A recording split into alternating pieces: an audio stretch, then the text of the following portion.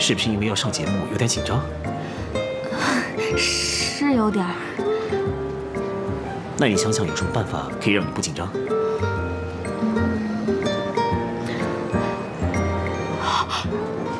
吃，只要吃到好吃的，我就不会紧张啊。有一家冰淇淋店我知道特别好吃，我们去吃吧。还有点时间，我请你吧。嗯，走。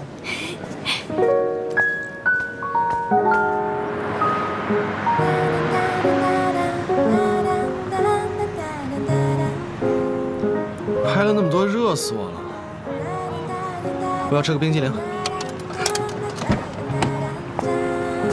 冰激凌？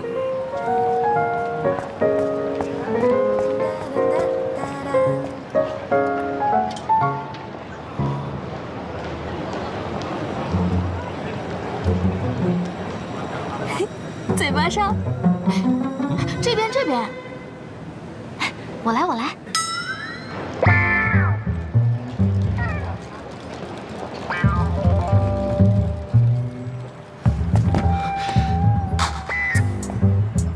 我跟你说啊，我自己去吃冰激凌太不厚道了，要不要一起去？我不喜欢吃冰激凌，我也不想跟你一起吃冰激凌。可是冰激凌里面有素材可以拍。采访素材啊？走，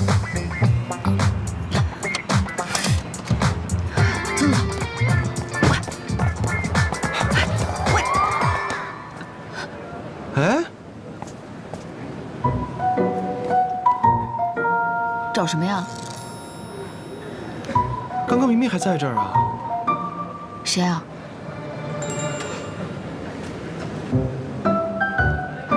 你自己先回公司，我还有事。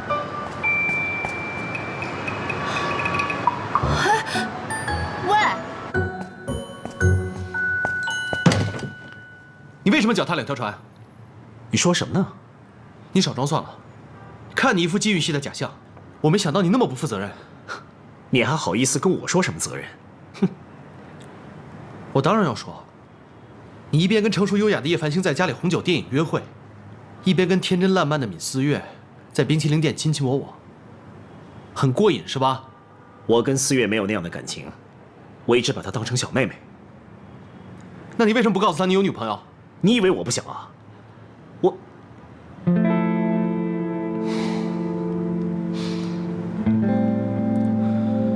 所以你对叶繁星是认真的吗？我之前跟你说过，要共度一生的人就是叶繁星。只因为她配得上你？因为她太逞强了，我必须要保护她。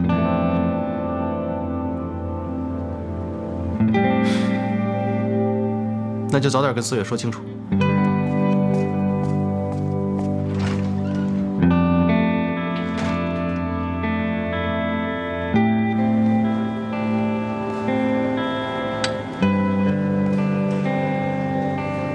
哎，这种偶像剧的情节怎么会被我遇到？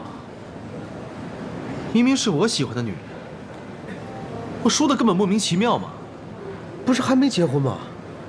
干嘛？你认输了？你不会懂的。自从我爸妈走了以后，他像亲人一样照顾我。对我来说，他就像我亲哥哥一样。其实我觉得啊，这并不是什么问题啊。你对继承阳光集团不感兴趣，所以他得到了他想要的事业，那一个女人又算什么呢？重点是我看得出来，他对叶繁星是认真的嘛。难道你对叶繁星就是假的吗？哎，如果是别的男人，我肯定不会让步的。重点现在是萧寒呢，我怎么跟他争啊？所以你的决定是？我退出。